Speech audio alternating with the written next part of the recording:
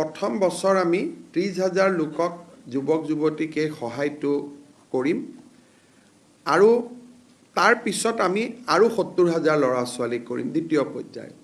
প্ৰথম পৰ্যায়ৰ যিটো 30,000 ল'ৰা ছোৱালীক আমি সহায় কৰিম তেওঁলোকৰ জিলা পৰ্যায়ৰ ইণ্টাৰভিউ 16 আগষ্টৰ পৰা আমি আৰম্ভ কৰিম আৰু 5 ছেপ্টেম্বৰত আমি এই ইণ্টাৰভিউটো সমাপন কৰিম আৰু 30 ছেপ্টেম্বৰত আমি 30,000 যুৱকক 2 লাখ টকাৰ যিটো আঁচনি সেই আঁচনিৰ অংশসমূহ আমি বিতৰণ কৰিম। দ্বিতীয়তে আপোনালোকে জানে যে অসমৰ স্বচ্ছ নিযুক্তি এটা ভাৰতবৰ্ষ পৰ্যায়তো চৰ্চিত হৈছে। অহা যি আমাৰ পৰীক্ষা হ'ব তৃতীয় আৰু চতুৰ্থ শ্ৰেণী এটা পৰীক্ষাত 11 লাখ পৰ্যন্ত প্ৰাৰ্থী হৈছে। গতিকে জিলা উপায়ুক্তৰ সন্মিলনীত আমি আলোচনা কৰিলোঁ যে কেনেকৈ আমি অতি সুন্দৰভাৱে এইবাৰো স্বচ্ছতাৰে সৈতে এই পৰীক্ষাটো সম্পূৰ্ণ কৰিব পাৰোঁ। তৃতীয়তে আৰু এটা বিষয় আলোচনালৈকে আহিছিলে যে মুখ্যমন্ত্ৰী নিযুত মইনা আঁচনি। এই নিযুত মইনা আঁচনিখন অহা 7 বা 8 আগষ্টৰ পৰা আমি প্ৰপত্ৰ বিতৰণৰ কাম আৰম্ভ কৰিম। তাৰ আগতে আঁচনিখনৰ ওপৰত এখন আমাৰ সাংবাদিক মেলো হ'ব, আমি আনুষ্ঠানিকভাৱে উদ্বোধন কৰিম আৰু এই আঁচনিখনত যিহেতু 3 লাখ ছোৱালীয়ে বা আমাৰ কন্যা সন্তানে এই আঁচনিৰ সুবিধা ল'বলৈ সুযোগ পাব, যাতে নিৰ্বাচনৰ প্ৰক্ৰিয়া প্ৰপত্ৰৰ প্ৰক্ৰিয়া সুন্দৰভাৱে হৈ যায় তাৰ বিষয়েও জিলা উপায়ুক্তৰ সন্মিলনীত আমি দীঘলীয়াকৈ আলোচনা কৰোঁ। আৰম্ভ হোৱাত প্ৰথম কৰ্মচাৰী হিচাপে অসমীয়া যুৱক যুৱতীয়ে কাম কৰিব পাৰে। আজি আপোনালোকে আমাৰ সৰু ফিল্মটোত দেখিছিলে যে যিমান ছোৱালীয়ে ৱেলকাম টাটা টু আছাম বুলি কৈছে তেওঁলোকে হুচুৰত কাম কৰি আছে আৰু গোটেই কেইজনী অসমীয়া ছোৱালী আৰু যিদিনাখন এই জাগিৰোডত এই উদ্যোগ হ'ব তেওঁলোক অসমলৈ উভতি আহিব আৰু অসমত কৰ্ম উদ্যমিত এক নতুন আমি অমৃত বৃক্ষ আন্দোলনৰ থিম লৈছোঁ যে আমি এডাল গছপুলি মাৰ নামত ৰোপণ কৰিম। অমৃত বৃক্ষ আন্দোলন আৰম্ভ হৈছে 1 তাৰিখে মোৰ মাৰ নামত মই এডাল গছপুলি ৰুলোঁ। আপোনালোকেও মাৰ নামত গছপুলি এডাল ৰোপণ কৰক। মা আমাৰ বাবে আটাইতকৈ প্ৰেম আৰু কৰুণাৰ এক জীৱন্ত মূৰ্তি আৰু মাৰ নামত গছপুলি এডাল ৰুই আমি বিমল আনন্দ লাভ কৰিব পাৰোঁ। অসমত এচাম সংবাদ গোষ্ঠী আছে, তেওঁলোকে বাৰে বাৰে সোধে যে আপোনালোকে যোৱাবাৰ ৰোৱা গছপুলিবিলাক মৰি গৈছে।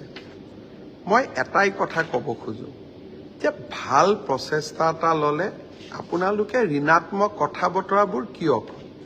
গছপুলিবিলাক আমাৰ আত্মসহায়ক গোটৰ মাতৃসকলে, চাহ বাগিচাৰ শ্ৰমিকসকলে আৰু আমাৰ অংগনবাদী আশাকৰ্মী VDP সকলে বেটেলিয়নৰ কেম্পত, ষ্টুডেণ্টসকলে স্কুল আৰু কলেজত ৰোপণ কৰিছিলে।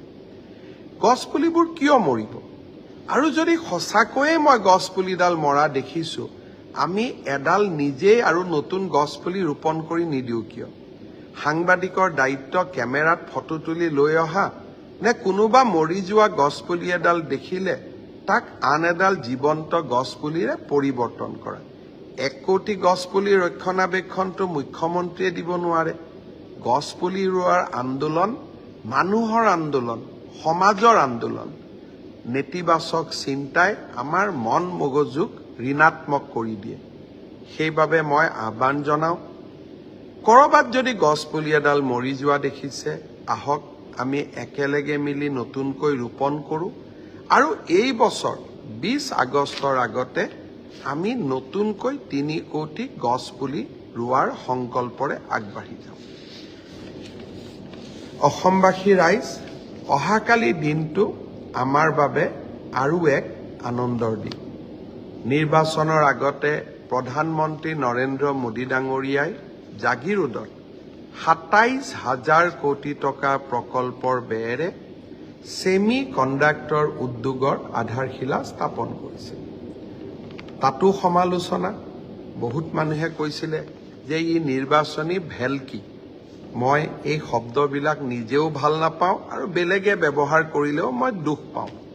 যি নহওক, অহাকালি টাটা সঞ্চয়ৰ মেনেজিং ডিৰেক্টৰ এন চন্দ্ৰশেখৰণ গুৱাহাটীলৈ আহিব আৰু আমি দুয়োজনে মিলি অহাকালি জাগিৰোডত হ'বলগীয়া ছেমি কণ্ডাক্টৰ ইণ্ডাষ্ট্ৰীৰ ভূমি পূজন কৰিম আৰু অহাকালিৰ পৰা ই নিৰ্মাণৰ কাম দ্ৰুত গতিত আগবাঢ়িব। 18 মাহৰ ভিতৰত এই নিৰ্মাণ সম্পূৰ্ণ হ'ব।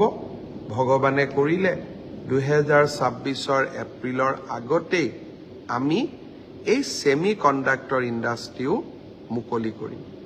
অসমৰ বাবে ইয়াতকৈ গৌৰৱৰ ক্ষণ আৰু কি হ'ব পাৰে। আজি ৰাতিপুৱা বেলা মই ঝাৰখণ্ডত আছিলোঁ। ঝাৰখণ্ডৰ পৰা আহিয়ে মই আমাৰ লোক নিৰ্মাণ বিভাগৰ অভিযন্তাসকলক মাতিছিলোঁ। দৰাচলতে মই এতিয়াও কাৰ্যালয়ত বহিয়ে আছোঁ। মোৰ লগত অসম চৰকাৰৰ মুখ্য সচিব, আন বিষয়াসকল এতিয়াও মোৰ কাৰ্যালয়তে বহি আছে। অসমৰ মুখ্য সচিব, আন বিষয়াসকলেও ৰাতি 11-12টাৰ আগত ঘৰলৈকে নাযায়। আমি সকলোৱে ৰাতি 12টা, 12:30লৈকে অফিচততো কাম কৰোৱেই। আজি আমাৰ আলোচনাৰ এটা বিষয়বস্তু আছিলে যে নুনমাটিৰ পৰা আমি যিখন ফ্লাইঅভাৰ বনাই আছোঁ দীঘিলী পুখুৰীলৈকে, ট্ৰেফিকৰ কষ্টও হয়, মানুহৰো যান বাহনৰ কষ্ট হৈছে।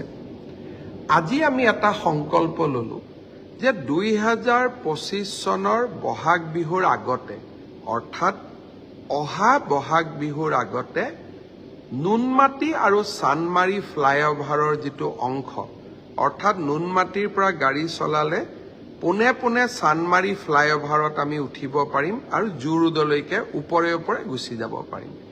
সেই অংশটো আমি অহা বহাগ বিহুৰ আগতে সম্পূৰ্ণ কৰিম আৰু তাৰ পিছৰ বহাগ বিহুৰ আগতে আমি চানমাৰীৰ পৰা দীঘিলী পুখুৰী অংশটো আমি সমাপ্ত কৰিম।